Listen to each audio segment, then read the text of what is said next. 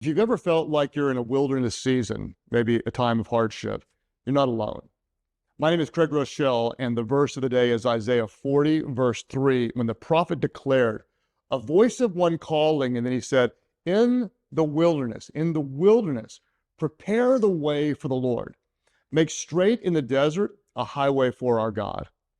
The first 39 chapters of Isaiah talks about judgment, and then in chapter 40, the tone shifts, often called the beginning of the book of comfort.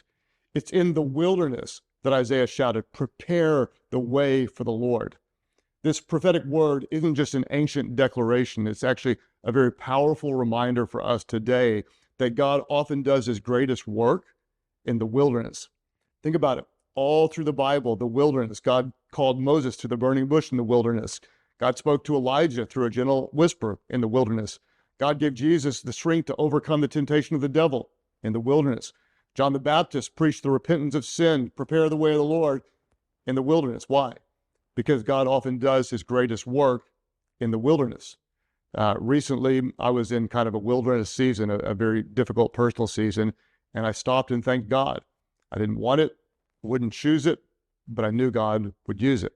Because it's in those dry, uncertain places that we're stripped of distractions and we're reminded of what really matters. The prophet says, clear the way for the Lord. And so I'd ask you today, what do you need to clear? What needs to be removed for you to experience God?